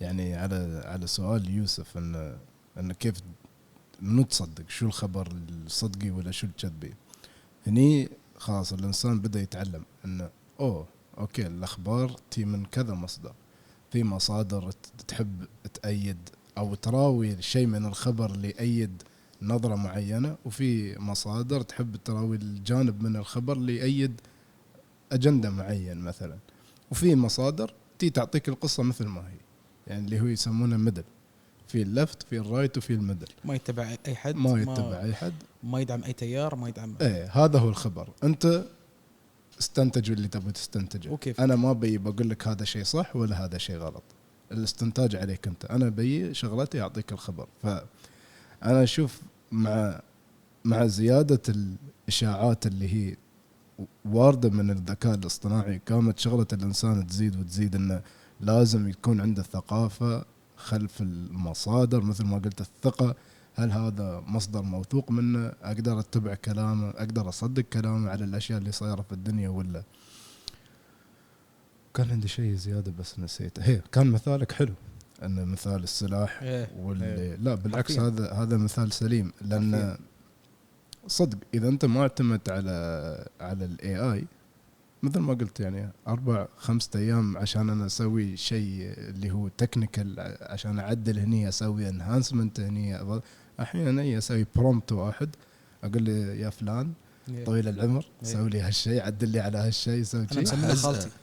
تسمينه خالتك. خالتي شات جي بي تي، لانه هو تحس انه هو قريب منك يعني بزياده، وفي نفس الوقت هو اللي تستعين فيه. وفوق هذا تحس انا ما عرفت ايش يعني شي تصوري لشات جي بي تي، احسها وحده بحسبه خالتي، هي ما تستوي لي بس من باب الاحترام، بس هي تعرف كل شيء. كل شيء تعرفه. الحبيب يعامل شات جي بي تي كعبد. استعباد. اوف. انا هذا لو يسوي له انستول على روبوت بيذبحني هالروبوت. اول واحد والله العظيم. قام يشفر اكثر، قام يغلط وايد، احس من هذا من الخوف عليه. خايف منك. ما بجاوب اي شيء غلط، بس والله ترى يعني مفيد وايد. يعني حتى مثلا يعني مرة من المرات جربت انه يكتب لي قصيدة بالفصحى. والله ولا تقول لي احمد شوقي يا رجال، يعبر وشيء صدمني والله، مش وارد يعني شيء من عنده هو. تبغى مثال الحين يعني براويك ولا طاش؟ تعرفون ان الشات جي بي تي الاصلي رفض انه يمسح عمره؟ كيف يعني؟ تعرف انا مسوي تشات جي بي تي هم سووا عطوا مثل كوماند ان الحين شيء كان انه بنسوي هذا الجديد يو هاف تو ديليت يور سيلف، هي سيفد يعني سيف عمره في شيء ما مسح عمره. وهالشيء يعني هالشيء وارد الصراحه. بس شوف هي نقطتين انا ابغى اوضحها. اول شيء الاي اي حاليا للحين نحن ما وصلنا مرحله اي اي، هو بعد ماشين ليرنينج. ماشين ليرنينج شو يعني انت تعلمه يشوف يتعلم من كل الناس، ياخذ الداتا. ترى الحين يجمع الداتا بس شو الهدف؟ الهدف انه يكون له وعي من فرد يعني. بس هالشيء صعب انت انه يكون عنده وعي من فرد. ليش صعب؟ انت الحين من اللي انت جالس تشوفه الحين اذا خلاص يعني وصل مرحله هاز انف انفورميشن، ترى يجمع معلومات خلينا نقول يعني من 7 مليار خلينا نقول 5 مليار يستعملون هذا معك. بس في النهايه يتم اعتماده على الانترنت مو موجود الاي اي ينعدم. اوكي ينعدم. خلى هذا الحين لا انترنت موجود. انا اقول لك يعني انه موجود. اذا الانترنت موجود قوه الاي اي خارقه يعني، خاصه اذا عنده حريه ذاتيه. لان بس فص واحد انت تعدم من الانترنت خلاص ما يقدر يخزن موسوعته كلها في جهاز واحد. واذا هو يقدر يتحكم في فصوص القنابل النوويه ولا بس انت شوف يوم تي تسوي بعد يعني هو الجواب بيكون نفس الشيء. يعني انت خلقت شيء ما استغفر الله يعني الخلق لرب العالمين يعني. بس انت كونت شيء من الكمبيوتر فيقدر يلعب في الكمبيوتر ما نفسه. ليش يعني تخيلت على موضوعك انت يعني بالضبط. لو شايف فيلم كريستوفر نولان، فيلم انترستيلر شفت اللي هو الجهاز اللي دوم ويا ماثيو ماكوني، هالجهاز اللي وياه هذا بالضبط يعني تذكرني في الاي اي بالضبط. يعني تجاوب وياك مو بسيري شوي، مو بسيري وايد اغبى من شات جي بي تي. فان يصير التحكم فيه وان تعطيه انت يعني تعطيه انت كل الاوردرز والتاسكس وهو يسوي لك اياها. وفي نفس الوقت يعني حتى انه في السوالف تقول له تخفف مثلا مستوى الكوميديا، يخفف تعلي سوالف اكثر. نفس R2D2 مال ستار وورز. هاكي كان عبيط. بس على فكره على موضوع انترستيلر، تعرف ان في اكتشاف حديث يمكن كم شهر صار له، قدروا يدمجون بين شخصين في الحلم، ان يخلون اثنين يدخلون في نفس الحلم. انترستيلر صح. انا اقصد انسبشن. نولان كريستوفر نولان هو المخرج الخرافي يعني. بس انترستيلر سوري انا شوي مكست بين الاثنين. انسبشن من فتره بسيطه باستخدام الذكاء الاصطناعي قدروا انه يخلون اثنين يدخلون نفس الحلم. نايس. لا بالعكس. لا لا لا, لا. فضول ابى اشوف مو كيف. بنايس. زين انت تخيل الحين انت تاكس تستخدم الجهاز يستخدم. العواقب اكيد ايه. لا خلي العواقب اكيد له عواقب كبيره بعد. بس اذا انت قدرت تدمج بين شخصين في حلم واحد، يعني انت تستخدم ذبذبات المخ اللي هي الويفز وال الذبذبات الكهربائيه اللي في المخ، ذبذبات كهربائيه. يعني اذا الاي اي قدر يدمج بين اثنين يدخلهم حلم واحد، يعني هو يقدر يدخل معاهم الحلم، هو يعرف كل شيء يمكن او يقرا وايد اشياء. يعني انا اول شيء في بالي التعذيب. يعني تخيل شيء عندك شخص تعذبه في الصدق عقب يرقد وتعذبه في الحلم. انت عشان تعرف انك سادي، وين عشان تعرف انك سادستك وايد دموي انت. والله صدق تخيل سوداوي يا التعذيب. اخي. يعني تخيل شيء تخليه يرقد عقب التعذيب وفي الحلم تعذبه. المشكله وين؟ شو اللي ياب يعني؟ شو اللي دخل الموضوع؟ المنفذ الوحيد هذا، التعذيب؟ حرام عليك. المنفذ الوحيد المهرب هذا خليني ارقد. في هناك ناس تشرد من الواقع عن طريق الاحلام، انت حتى ما هديت احلامهم. وابوي لا يمكن. هذا تشوف هذا اذا ركبوا تشيبات أيوة. خلاص حق. زين الحين برجع للسؤال. انت قلت ان انا دينيا احس ان بنرجع لايام الرمح والسيوف. ما احس اعرف قرآن. لا احس انه بيصير هالشيء من خلال الذكاء الاصطناعي. ممكن هذا يكون ليش قلت هالشيء؟ كيف التيك اوفر يعني؟ شوف هو هالشيء بيستوي صح. هي. انه بنرد للعصور القديمه وما ادري شو. هي. عشان هالشيء يستوي لازم شيء بوم يستوي. وهالبوم ممكن بشكل كبير انه يكون من التطور اللي نحن قاعدين نعيش فيه، الشرارة مو اليوم من التطور اللي بنوصل له حتى. بالضبط. هي بس شو هو الشيء اللي بيعيدنا؟ يعني هذا سؤالي. الله اعلم شو هالشيء، بس اكيد الشيء بيكون قلته.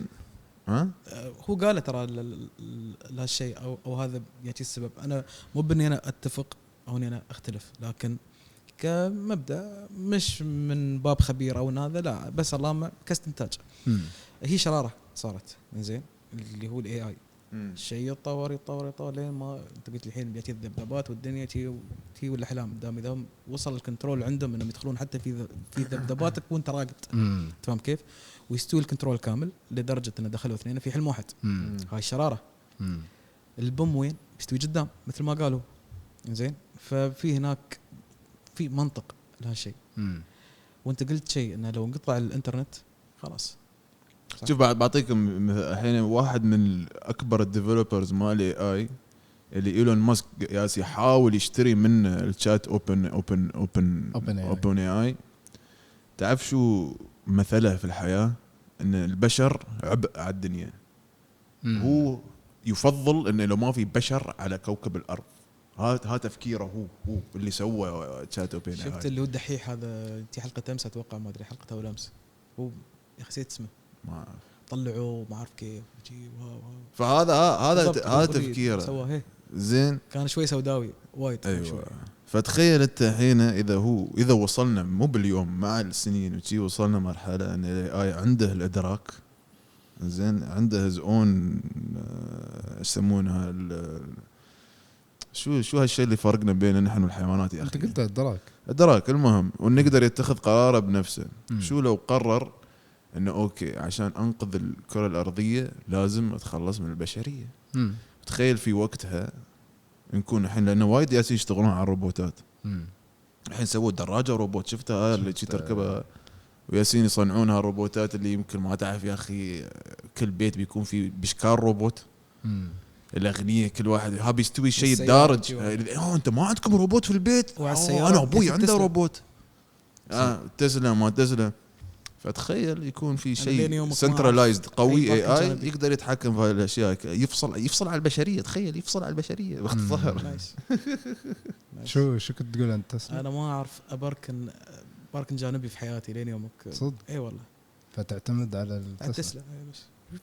بس انا استوعبت يعني خبر من فتره بسيطه عن التسلا، ان اذا انت ما دفعت فاتوره البتري ما تمنعك انك تشرج.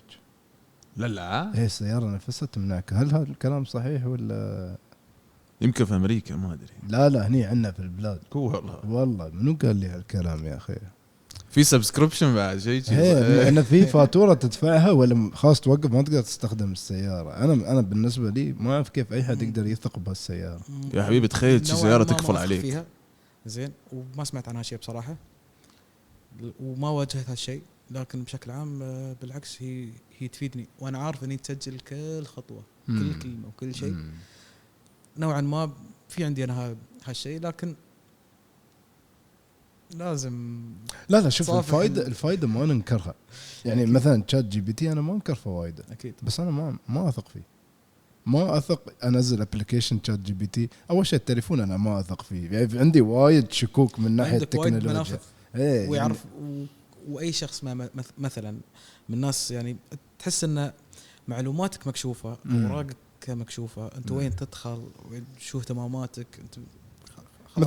مثال بسيط انت عندك الحين الايفون زين، عندك برنامج اللي هو الفوتوز اللي تتسيب اي صوره انت تصورها تتسيب عليه. انت تليفونك مخللنا طول اليوم، تي تفتح دشيت ابو تراوي حد صوره طالع لك موفي، تدش الموفي مطلع الاشخاص اللي انت تعرفهم في حياتك او ذكرياتك مع هالشخص في السمر تايم او فاين دايننج اكسبيرينس. يعني في يا حيوان في استر علي في شيء في يعني في شيء ياس يشتغل. يوم انا ما بياس استخدم التليفون يالس يجمع صوري وياس يسوي لي فيلم وقادر اني يستوعب شو من الصور اللي انا جالس اكل فيها ومطلع لي ذا بيست دايننج اكسبيرينس، حاط كل الصور اللي انا مصور فيها في مطعم مثلا او اي صور مسيبه في تليفوني فانا وشغال وانت في هذا عليك نور. فاذا هو قادر يسوي هالشيء وانا ما سمحت له انه يسوي هالشيي، شو اشياء ثانيه هو قادر يسويها؟ فانت من البدايه تحكم نفسك من البدايه، يعني متجنب الزلات الاخطاء الاشياء هذا، خل تتجنب الزلات الاخطاء. هو يشتغل. انا مخاوفي اكبر من جيب شاب انت شوي سطحي. انا مخاوفي اكبر اذا كان في استهداف، اذا كان في اي شيء. يعني انت ما تعرف انت الناس شو تشوفك، شو قيمتك بالنسبه لهم. شوف هو لازم تتقبل انك انت فيها، لانك انت مهما لو اخذت نوكيا يعني انت شو بتستعمل حق يجي مسجات زاجل، فاكيد هذا اسمه التكنولوجيا اللي انت فيها. وطبعا يعني انت لازم تراعي. مثلا من فتره كنت شايف يعني مقابله ان شركه ابل وايد حريص على موضوع اللي هو السكيورتي. فابل بكيانها ما بتضحي باسمها والامبراطوريه اللي هي مسوتنها على مثلا سكيورتي ودنيا. مثلا لو كاندرويد اوكي بس كابل احس في ثقه. لا ما حد في ثقه. بس ما في. انت الحين شو بتسوي؟ بتلف عمرك بقصدير؟ لا بس الحين على موضوع الثقه ما في ثقه. هم اللي صنعوا التليفون، هم اللي عندهم الباك دور، هم اللي عندهم كل الاشياء. يعني انت ما تعرف معلوماتك وين تتخزن عندهم، لان في النهايه ترجع لهم. هم المصدر، هم اللي يصدرون هالتليفونات. في بديل؟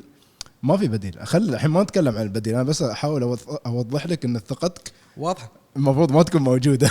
المفروض ما يكون في ثقه عمياء. شو بتسوي؟ أزيدك من الشعر بيت. زين الحين أنت هذا التليفون صادر يعني أوكي الشركة أمريكية بس التصنيع شو؟ تصنيع صيني. أنت الحين عندك من أكبر دولتين في العالم اللي مسوي التليفون يعني تكنولوجيكلي وايد متقدم، قادر يسوي باك دور في الجهاز نفسه، واللي مورد التليفون بعد تابع لدولة كبيرة وقادر يسوي باك دور بعد في نفس الوقت. يعني انت عادي يكون عندك 2 باك دورز في جهاز واحد من الصين وواحد من امريكا، واثنيناتهم عندهم اهداف استراتيجيه. فلهالسبب فانا لهالسبب قلت احكم نفسك من البدايه. انت فيها الا اذا بتاخذ فليب فون كيفك. قلت لك حمام زاجل حبيبي تربيه تحط رساله ويطير. واذا استهدفوك اربط وزارك وبعدين الله طافك يا سلطان. والله حوار ناري صراحه. زين في سؤال زياده ابو يعقوب. لا انا راسي دار من اللي جاي والله. اي والله صدق. عندك اشياء تبغي تتكلم عنها، مشاريع جايه، اي شيء تبغي للمشاهدين؟ انا اللي اكتشفت يعني بشكل عام ان انتم الثلاثه تشاركوني نوعا ما طريقه او المحرك اللي هو للشغف، اللي هو الفضول هذا. لانه وفي كل هذا بعد مثل ما قلنا يعني قبل لا اصور موضوع اللي هو الملل. تبغى تحرك نفسك، تبغى تتعلم شيء، تبغى تضيف شيء، تبغى تستفيد من اي شيء، اللي هو من واقع اللي هو التجارب هذا. ف وحلو انت يوم تشوف ناس يعني تي يشاركونك هالاهتمامات هذه، وخصوصا انت شغفك مخيف بصراحه عشان تبى الصدق. يعني انت من كثر ما انك انت تحب رياضه معينه سويت لك ما شاء الله عليك يعني فايت كلاب يعني داخل عندك انت يعني ما شاء الله، وتعلمت هالشيء بالرغم من الاصابات. بس من باب الخبره انا وايد اشيد عليك من هالناحيه هذه، انه ما شاء الله عليك يعني انت اخذت الشيء لنكست ليفل، فشيء وايد اهنيك فيه. بس انا بغيت اعرف بغض النظر اذا كانت المقابله عن اللي هو الاي اي او ان عني انا او عن جانب الشغف هذا، ودي افهمه بصراحه. شو اللي خلاك تسوي مثلا كل هذا؟ هل من باب مثلا حب، او هل في هناك هدف، او ان في هناك شيء يجي في بالك؟ لان جد يعني الشخص يوم يكون شغوف في شيء يوصل للمراحل بعيدة. فوق كل هذا في هناك عنصر الفضول لأي درجة هو بيوصل فيها. فوين البوينت؟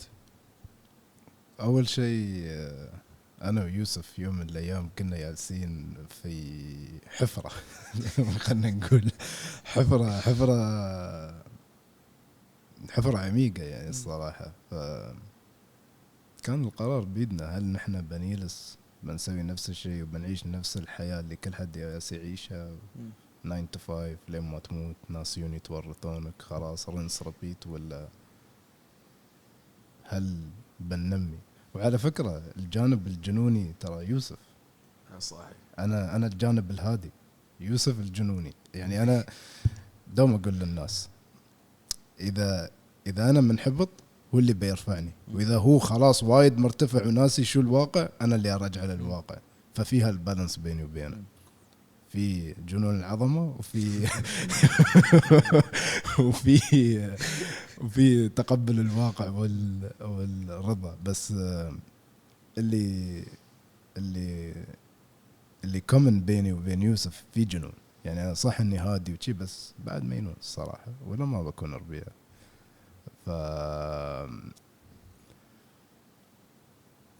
أنا بالنسبة لي ويوسف أحس يشاركني نفس الشيء. هي أكيد يعني نبغي نطلع من هالحياة اللي هي المعتادة. وكنا كان بالنسبة لنا يعني كنا دوم ننكت أنا وهو، بنبدأ بودكاست يوم من الأيام، ونيس نضحك يا ريال بننسجن يا ريال ما أدري شو يا ريال. ونوعا ما في شك تصدق يعني انت ما بقص عليك يعني كنا دوم وايد شفافين شباب. لأن قلنا إذا إحنا بنسوي بودكاست أو بنسوي، ما نبغى نكون يعني مثل ما السلام عليكم ورحمة الله وبركاته حياكم الله، تقول في سلاح على راسنا يعني تتبع سكريبت لا أبغى أي لس أكون مرتاح، هي أسولف مثل ما أنا. يعني حتى أنا لو بيدي أنا ما بنزل ولا حلقة أديتد إلا إذا طلب الضيف أتكلم عن شيء ما يبغيني أنزله، أوكي ما عندي مشكلة. بس أنا يعني أحب مثل ما كان الكلام تفضل، عيبكم ما عيبكم مشكلتكم. عرفت إذا هاي كانت نيتي عنا أنا ويوسف. يعني كنا نجلس صراحة بالساعات نسولف. يعني أقول يوسف يا أخي تخيل لو نحن الحين مسجلين هالحوار، مسجلين هالأشياء، بنوصل يا أخي نقدر عنا. حتى في فنون القتال يعني نحن لو تشوف بداياتنا كنا نتمرن في غرفة صغيرة داخل، يوم على يوم، فكرة على فكرة، والله صدق فكرة على فكرة. كان كوفيد 2020 الجمات كلها تسكرت، معنا كان نتمرن. أنا فكرة يوسف فكرة، أنا أختفي أرجع أشوف يوسف سوى شيء، يوسف يصير يرجع يشوف أنا سويت شيء. يوم على يوم كل شيء يتغير سبحان الله. نفس الشيء الاستوديو الفكرة كانت مكان والتطبيق مكان ثاني. يعني لدرجة يعني أنا ويوسف صراحة بهرنا عمارنا.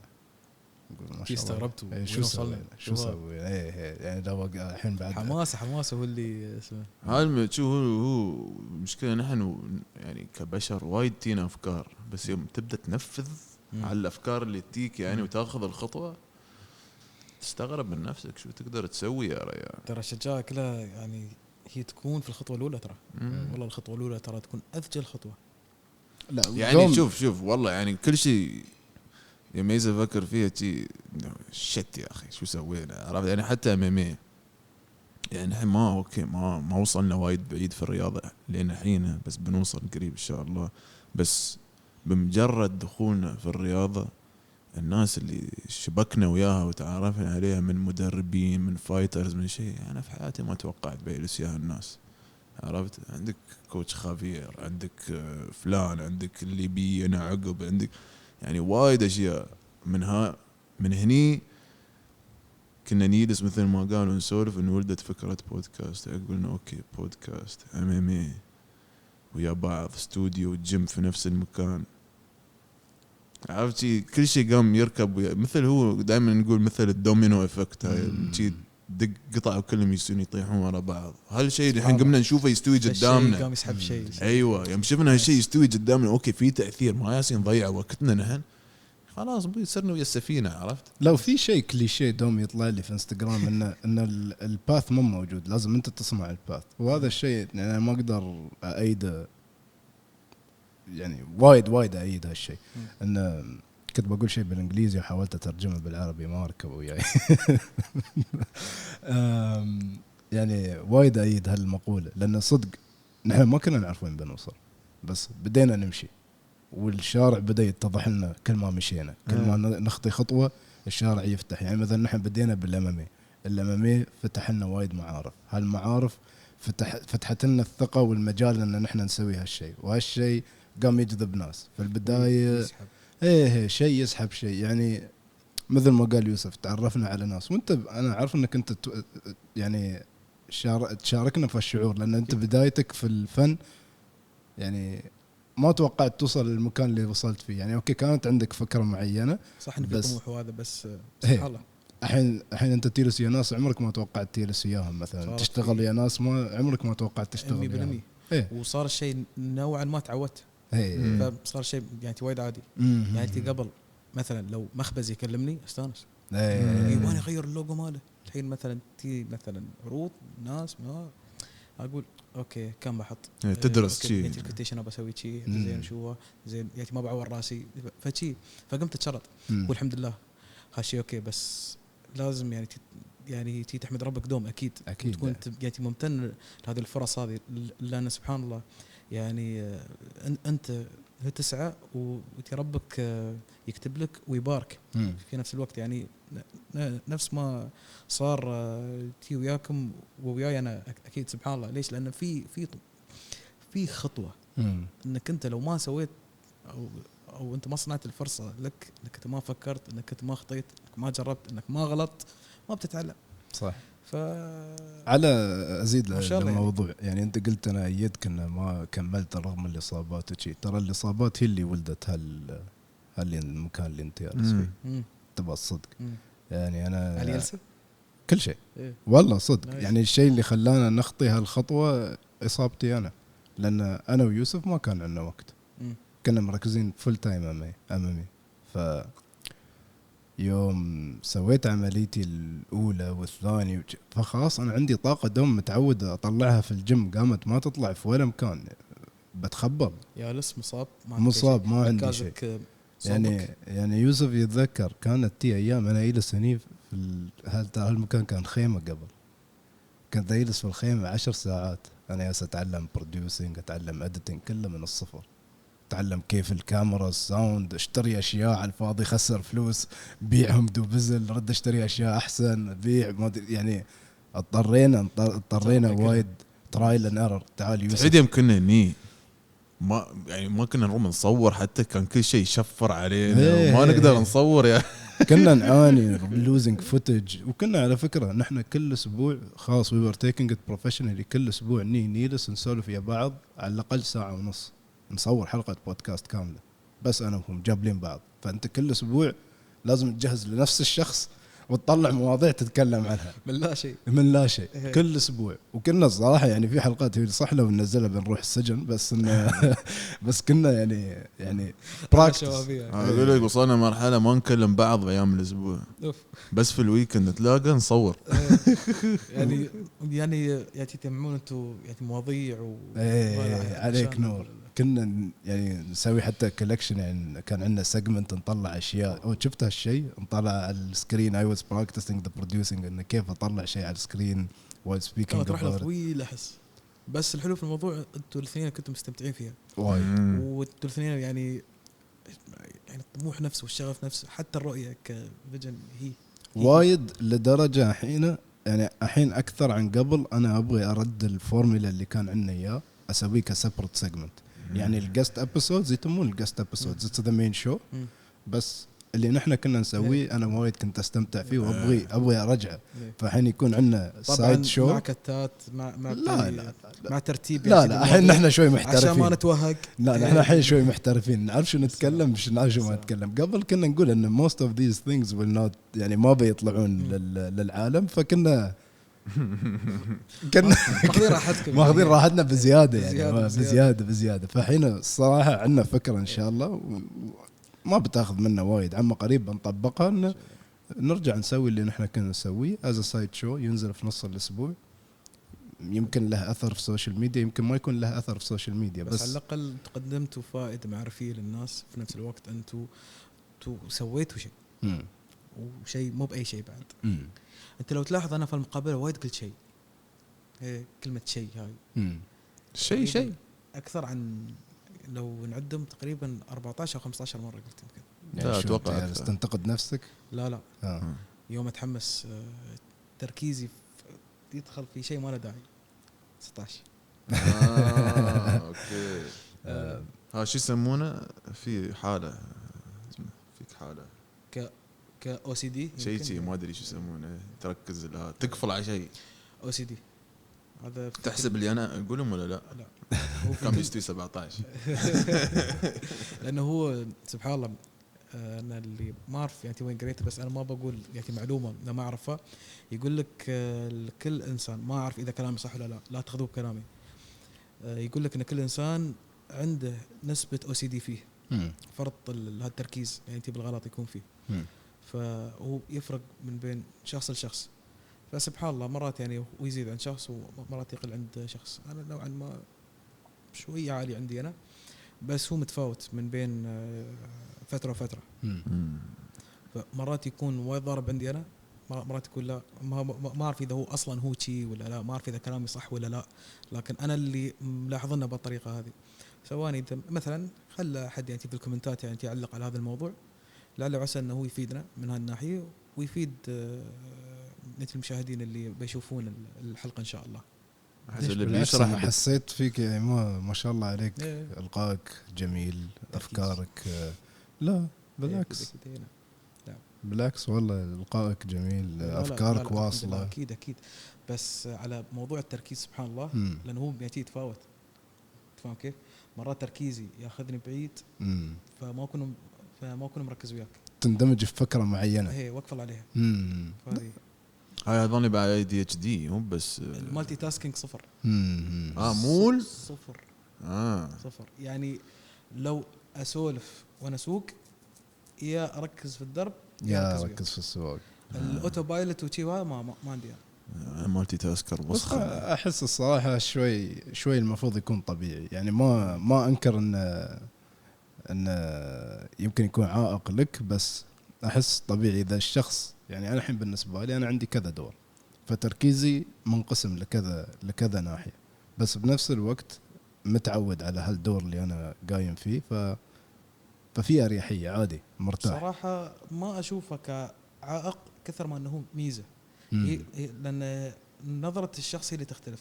ميزه بحيث اني انا بكون مركز في كل التفاصيل في الشيء اللي قدامي، انا تعطي الشيء حقه يعني. اعطي الشيء حقه. هذا اللي كنت ابغى اوصل له. فانا اشوفه كشيء يميزني ونوعا ما يخليك تراضي عن نفسك من هالناحيه. بالعكس مو بعائق اصلا. المالتي تاسكينج عائق الا اذا انت شاطر في المالتي تاسكينج.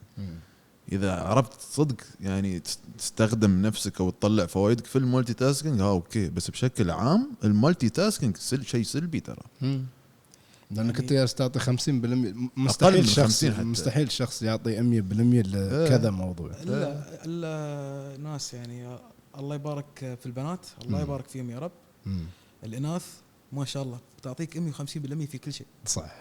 ما شاء الله عليهم. يعني تخيل مثلا في إلسا، انا ما انتقد البنات بالعكس، هم يعني ما شاء الله صدق حاله تدرس.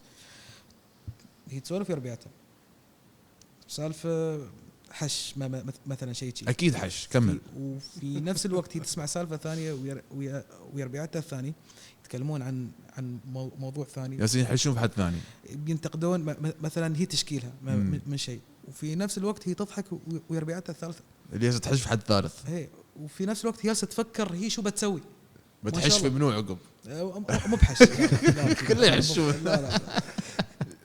لا بيعتي بالعكس، يمكن البودكاست مرات تاخذ يتخلى من مسؤولية يعني من تصرفات هذا الشخص، من تصرفات يوسف، من تصرفات لاني انا يوسف. فاهم يعني انت الاناث انت ما شاء الله عليهم يفيدونك في وايد امور، وهم عندهم قدرات انت ما عندك، انت ما عندك اياها حتى في العمل انت نفسه في يعني في وقت الاشغال، في وقت الدوام كسكرتاريا ملوك، كتفكير خارج الصندوق ملوك في هالشيء. في عندك مثلا كإدارة، طبعا مو بالكل أكيد يعني يأتي البعض حتى سواء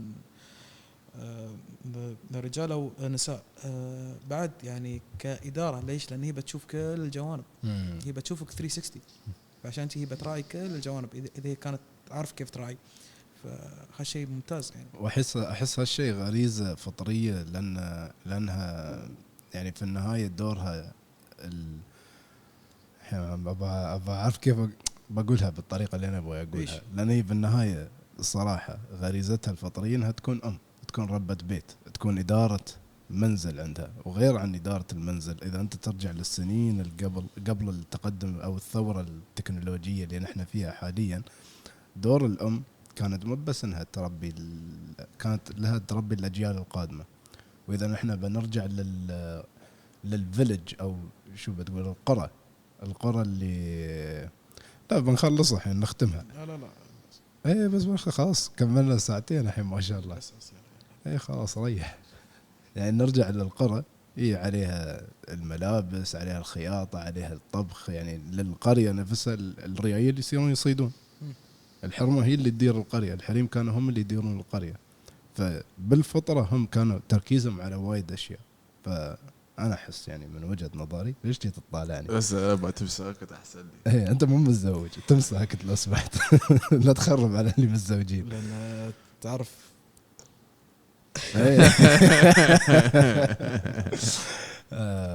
هذا اللي يبغى يدخلنا المركز بأي طريقة، بس ما بعرف كيف. أنا أنتقي كلماتي بطريقة قانونية أسطوري. استمر. أحمد نورتنا والله الصراحة. ودي نكمل بس الحين بعد بيأذن العصر وبشهاب خلاص. أنا أعرف حالة الناس يوم يجوني الوقفة هاي معروفة. إيه يوم يبدون يتحركون أنا أعرف المرحلة اللي وصلوها. مالي يعني أبو سلطان لما يقصر أكيد. وقبل كل هذا لازم أشكر هذا الإنسان بصراحة. يعني أبو سلطان يعني من غير أنه هو صديق وخدنية، هذا الإنسان ساهم في بناء أحمد المهري حرفيا. يعني استفدت منه الكثير وأعطيها لك ردة بصراحة طيب خاطر، من دون أي منه، من دون أي شيء. هذا الإنسان طورني بشكل كبير، تعلمت منه وايد، استفدت منه وايد نوعا ما. نظرتي اختلفت مع هذا الإنسان بصراحة. هو وخليفة السعيدي هم يعني الله يديم هذه العلاقات الطيبة. يعني يا اخوان الدنيا يعني ما نقدر يعني نستغنى عنهم. يعني الله يبارك في هذه العلاقات ان شاء الله، ويبارك في الكل. واشكركم على هذه الاستضافة. يعني يمكن امتع مقابلة لين الحين، سويت اكثر عن 15 مقابلة. اكثر مقابلة اخذت فيها راحتي هذه المقابلة اكيد، لان اشوف اثنين نفسي ما شاء الله عليكم والله. فان شاء الله يا رب يوصل هذا البودكاست للعالمية إن شاء الله. إن شاء الله يا رب. والله اوكي يعني نايس، شكرا. شكرا مشكور حبيبي بالشعب، نورتنا. والله نوركم سلام. هذا حلوين شباب والله. يعني هذا انا حتى قلت لاحمد مره صراحه تقريبا كل ضيف يانا اعطانا الكومبلمنت، وانا هذا بالنسبه لي احلى كومبلمنت، ان احنا